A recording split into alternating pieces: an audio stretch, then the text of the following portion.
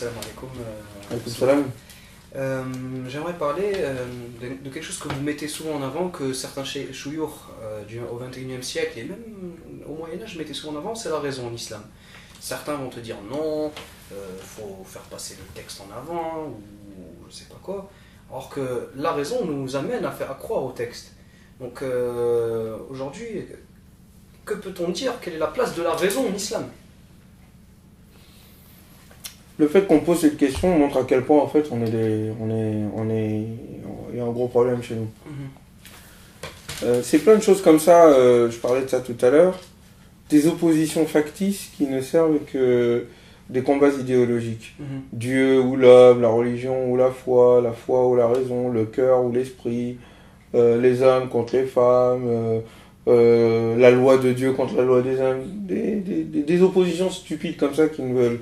qui ne cachent, ouais, et surtout qui cachent rien d'autre qu'une part d'ignorance et des ignorances qui s'affrontent dans la certitude de leur connaissance. Ça, c'est la pire des choses. Donc, Dieu, subhanahu wa ta'ala, est celui qui nous a créés et donc nous a donné ce qu'on appelle la raison. Bon. Moi, j'ai un problème avec le mot raison. C'est le cœur qui raisonne. Et la raison en tant que telle, je pense, est déjà dire la raison d'un côté et il y a le cœur de l'autre, c'est déjà une déviance. Le cœur est l'organe qui permet de raisonner. C'est pour ça que dans le Coran, il n'y a pas quelque chose qui s'appelle la raison à l'aql. La raison n'est citée que dans sa forme active. Ya'aqilun, il raisonne. La'allakum ta'aqilun, afin que vous raisonniez. Afala ta'aqilun, ne raisonnez-vous pas.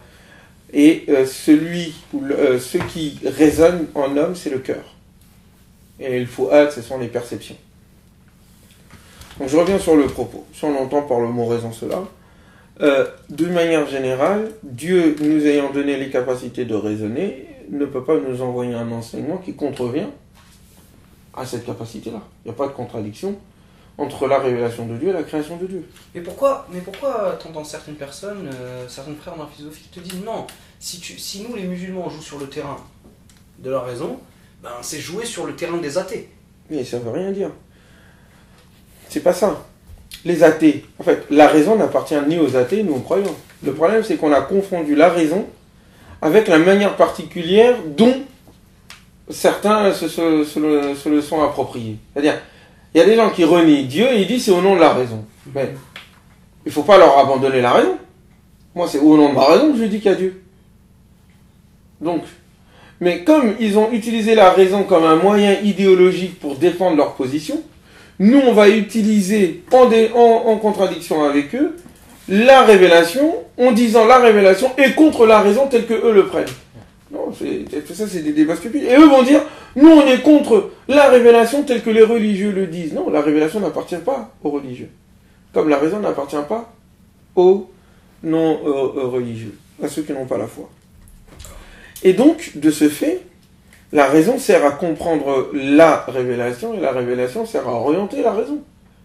La raison a besoin de la révélation pour comprendre le sens du monde. Elle ne va pas inventer le sens. La raison n'a pas les possibilités d'inventer le sens. Si elle les invente, c'est de sa propre passion. Ça, c'est pas scientifique. La raison essaye d'analyser et d'observer et d'interpréter les faits. Mais elle ne peut pas créer de toutes pièces les faits. Elle ne crée pas un univers. Bon. Donc elle n'est pas en capacité, et tous ceux qui ont lu Emmanuel Kant et même Al-Ghazali, avant Emmanuel Kant, comprend très bien ce que je suis en train de dire. Donc, inventer une idée et dire qu'au fait ça correspond à l'ensemble du cosmos et de la création, tu as dépassé les limites que te donne la raison. C'est que tu n'es plus raisonnable. Et donc, quelqu'un qui dit « je raisonne », j'utilise ma raison pour comprendre le monde et comprendre la création. Et comprendre la révélation. Mais en même temps, j'ai besoin de la révélation pour me donner le sens. Parce que je ne peux pas créer par moi-même, c'est lui l'homme raisonnable. C'est comme l'opposition qu'il y avait entre Socrate et les sophistes. À la base, la philosophie défend la même position que les théologiens Al-Ghazali. Alors qu'on a l'impression qu'ils sont contradictoires. les philosophes qui étaient face à Al-Ghazali étaient en fait du côté des sophistes religieux, qui défendaient l'ordre des dieux. Socrate disait quoi? Les sophistes disaient, sophistes, c'est-à-dire les sages. Eux, ils disaient avoir atteint la sagesse. Donc, ils connaissent tout. Donc ils avaient la prétention de dire que ce que eux disaient de la réalité était la réalité entière. Socrate dit quoi? Non. Je ne dis pas que je suis sage. Je suis en quête de sagesse. Je ne m'arrête pas et j'avance. D'accord? Je n'ai pas la prétention de dire que je suis sage. Et que je connais tout ce que Dieu ou le Dieu dit. Donc je suis en quête de. Qu'est-ce qu'Al-Ghazali disait? Et après lui Ibn Taymiyyah et après lui Ibn Khaldun. C'était quoi? C'est de dire aux philosophes, aux chiites, Batini, et aux soufis, ceux qui croyaient qu'il y avait un wali qui avait la connaissance du monde visible et invisible, comme l'imam a la connaissance du monde visible et invisible, comme le philosophe roi a la connaissance du visible et de l'invisible. Les trois disent la même chose à peu près, avec des formes différentes. Alors Ghazali a dit non. La raison, la philosophie, ne peut pas être ce qui prétend connaître tout. La raison, ce que pense la raison, ne s'impose pas à l'ensemble de l'univers. Tu ne peux pas généraliser ta connaissance. Tu ne peux avoir de connaissance que par rapport à ce que tu as observé. Ce qui est au-delà de ton observation, tu ne peux pas juger. D'où ce que le Coran dit, en fait, que le croyant, c'est celui qui sait que derrière sa perception des choses, à shahada, il y a al-ghaib, le mystère. Le mystère existe. Mais la définition que j'ai du mystère, c'est que je ne sais pas ce qu'est le mystère. Sinon, c'est plus un mystère. Et que donc, de ce fait, la connaissance doit reconnaître ses limites devant le ghaib pour pouvoir progresser dans le ghaib. Donc, découvrir des choses. C'est ça. Et c'est ce que Kant disait dans son livre Critique de la raison pure, que la raison ne peut pas cerner les vérités limitées. C'est ça. C'est ça. Donc, je ne peux pas généraliser fait, j'ai une connaissance d'une partie du monde. Je ne peux pas dire à partir de ce que je connais de cette partie du monde que toute la création, tout ce qui existe, connu ou inconnu, rentre dans ce que je viens de dire. Non. Donc tu dois accepter la part d'inconnu. Bien sûr, ça fait partie de la foi. Et la foi intervient ici. C'est pour ça que l'homme de raison et l'homme de foi, c'est la même chose. Hein. Quand tu as la foi, tu as la raison. Parce que la raison connaît ses limites. Mais c'est qu'au-delà de ses limites, il y a un sens. Et quand il croit en ce sens qui est au-delà de sa limite, c'est là c'est un homme de foi. Mais est-ce que la raison peut prouver la non-existence de Dieu ou de Billah, comme l'ont fait certains philosophes? Non, la raison ne peut ni prouver, ni... c'est pas son rôle. Elle peut pas dire ce qui est au-delà d'elle-même.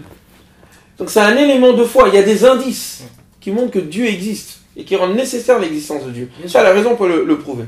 Mais ce qui n'existe pas, comme l'ont fait certains philosophes athées, notamment. Non, il n'y a pas ils disent, ce qu'ils disent, c'est que l'explication quant au comment du monde suffit pour dire qu'on n'a pas... En fait, ils disent que Dieu, on avait besoin de lui quand on ne savait pas comment les choses marchaient. Mais les hommes de foi disent pas ça. Les femmes et les hommes de foi disent pas ça. Bien au contraire. Combien de savants connaissent comment fonctionne le monde, et c'est ce qui les pousse à croire en Dieu. Donc, quelquefois, les athées imposent aux croyants l'interprétation de la foi des croyants. C'est pas parce qu'on ne sait pas comment fonctionne le monde qu'on dit à Dieu. Non. En fait, ils expliquent. Dieu est au-delà de ce que nous comprenons. Nous savons que notre compréhension du fonctionnement du monde, elle est infinie, elle évolue. L'idée de Dieu est au-delà de la connaissance du fonctionnement. Nous disons que c'est non seulement rationnellement nécessaire, les choses n'existent pas tout seules. Bon, ça c'est un premier point. Et je pense que c'est ce que la raison comprend en premier. Ceux qui disent que Dieu n'existe pas, pour moi, ne sont pas raisonnables. Elles ne sont pas rationnelles. Une chose existe sans cause. Pourquoi? Alors quelqu'un va me dire, mais Dieu est donc la cause. Mais qui est la cause de Dieu? Oui. Mais Dieu, et c'est là que la réponse d'Ibn Khaldun est intéressante, et qui met une rupture avec la vision métaphysique. Dieu n'est pas la cause des causes. Dans ces cas-là, c'est que j'ai décidé de manière subjective de m'arrêter à la cause qui est Dieu. Mais pourquoi ne pas continuer plus loin encore? Ou l'athée qui dit non, l'univers existe en tant que tel, et donc je m'arrête à ce niveau-là, il était éternel. Je veux dire ça aussi. Très bien. Non, c'est que la raison n'a pas les capacités de cerner toutes les causes parce qu'il y a autant de causes qu'il y a, enfin, c'est illimité. D'accord? Nous disons la foi maintenant, la raison humaine, le cœur humain, la conscience, dans sa liberté fondamentale, est capable de faire un saut. C'est un saut que tu fais. C'est que la cause amenant une autre cause, amenant une autre cause, amenant une autre cause, et puis c'est à l'infini. Et que j'ai besoin à un moment donné d'aller au-delà de toutes les causes. Mais je ne peux pas aller au-delà de toutes les causes à partir des causes. Sinon, c'est sans fin. La foi, c'est ce qui te permet de sauter le pas. Ceux qui n'ont pas la foi ne peuvent pas comprendre ce que je suis en train de dire. Mais scientifiquement, quand on fait des analyses scientifiques, la science, elle fonctionne sur quoi? Elle fonctionne sur des croyances. On est obligé de partir de quelque chose. De dire, je décide de dire que Dieu existe. C'est pour ça que la shahada, c'est comme le cogito ergo sum de Descartes. Je témoigne. Je prends position qu'il n'y a qu'un Dieu. Ça, ce je témoigne-là, ce sont des indices qui te le montrent dans l'ensemble de la création. Mais c'est toi qui dois prendre position pour en tirer l'enseignement ou pas que tu existes. C'est comme quand on voit un panneau ou un feu. Feu vert, feu orange, feu rouge. Le feu rouge, la raison dit rouge, c'est rouge. D'accord?